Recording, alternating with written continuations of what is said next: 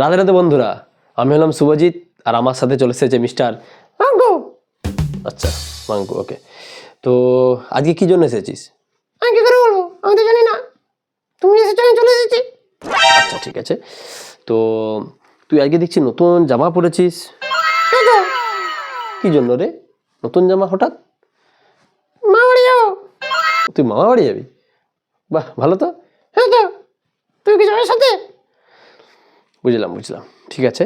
তো আচ্ছা মাঙ্কু, সেদিন তো একটা সবাইকে ভালো গান শুনিয়েছিস, তো আজকে একটা কবিতা বলে শুনিয়ে দিবি সবাইকে? হ্যাঁ নিশ্চয়ই। খুব সুন্দর কবিতা কিন্তু, হ্যাঁ আমাকে নয় সবাইকে। ওকে, সবাইকে শুনিয়ে দেবো বললেন তো। ঠিক আছে, তো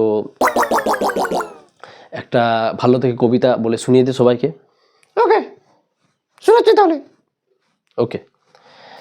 আতা গাছে কাতা পাখি, ডালিম গাছে ও অঙ্কু যাবে মামা বাড়ি, সাথে নাই তো কেউ।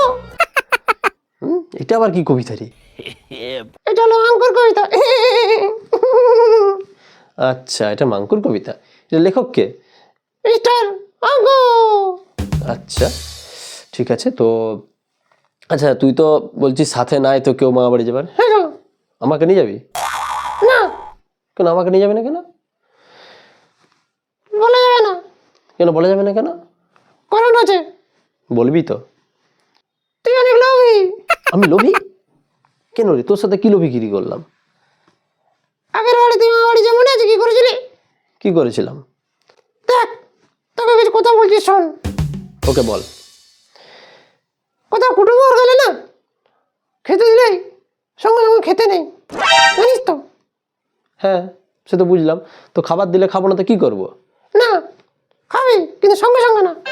কেন সঙ্গে সঙ্গে খেলে কি হবে? কারণ আছে, কারণ সঙ্গে সঙ্গে খেলে ওরা ভাবে কি হবে বলতে কি, যে এরা খেতে এসেছে। হ্যাঁ, তো খেতে দিলে খাবারটা খাবো না? না, খাবার খাওয়া চলবে না। তাহলে কি করে খেতে হবে? প্রথমে শোন তাহলে। ওকে বল। প্রথমে সবাইকে দেখবি, খাবারটা দেখবি, তারপরে? তারপরে কি করবি জানিস? হ্যাঁ বল, কি করবো বল। তারপরে আগে বলবি না এত খাবার কি জন্য, এত খাবার খেতে পারবো না, কিন্তু খেতে হবে আস্তে আস্তে।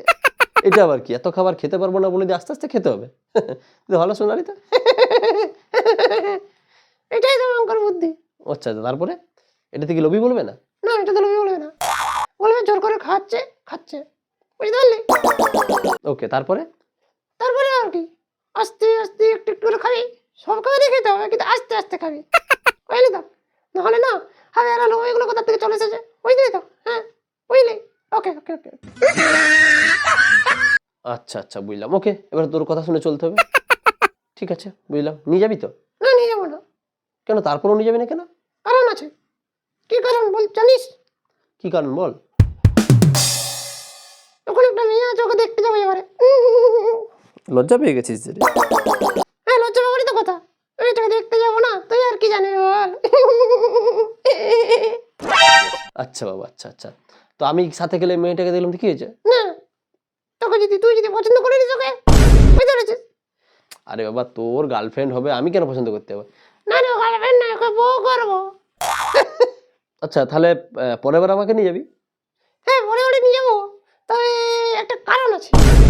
কি কারণ? একটা শর্ত আছে, সেই শর্তটা যদি মানিস তবে নিয়ে যাবো। কি শর্ত বল। আমার বউয়ের বডিগার্ড হিসেবে নিয়ে যাবো তোকে, জানিস তো? বউয়ের বডিগার্ড হিসাবে কেন?